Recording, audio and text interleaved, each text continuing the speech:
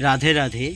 গীতার মূল্যায়নের আগের ভিডিও ছিল গীতার দ্বিতীয় অধ্যায়ের 49 নম্বর শ্লোকের অনুবাদ সহ ব্যাখ্যা করে বলেছিলাম। আজ ভগবান শ্রীকৃষ্ণের কিছু বাণী বলবো এই ভিডিওতে। বাণীগুলি ভিডিওর মাধ্যমে তুলে ধরা হলো।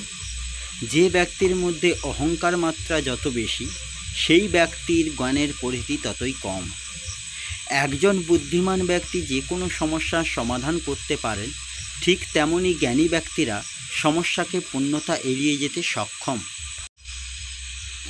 ক্রোধ বুদ্ধিকে গ্রাস করে, লোভ মনুষ্যত্বকে গ্রাস করে, চিন্তা আয়ুকে গ্রাস করে, অহংকার বিবেককে গ্রাস করে। সুখের একমাত্র চাবিকাঠি হল নিজের কামনার ওপর নিয়ন্ত্রণ রাখা। সফল ব্যক্তি কেবলমাত্র তিনি হতে পারেন যিনি প্রতিকূলতার কাছে কোনো পরিস্থিতিতে পরাজয় স্বীকার করেননি।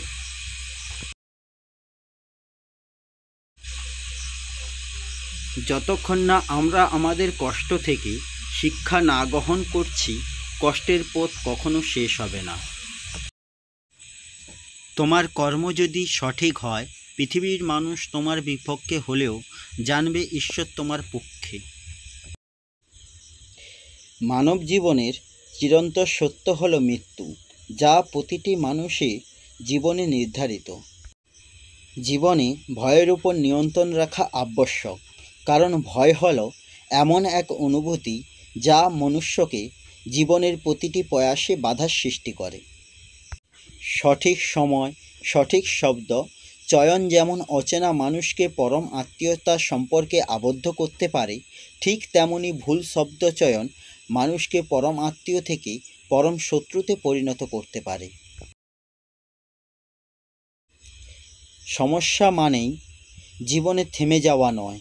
সমস্যার অর্থ হল নতুন কিছু শিখে সমাধানের পথ খুঁজে বার করা।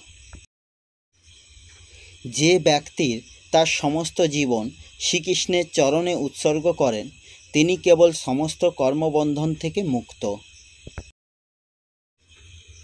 আমি সৃষ্টি, আমি পালনকর্তা, আমি এই সৃষ্টির সংহারক। এই জগতে প্রতিটি বস্তু আমার থেকে সৃষ্টি ও আমার মধ্যেই শেষ। রাধে রাধে। জয় শ্রীকৃষ্ণ।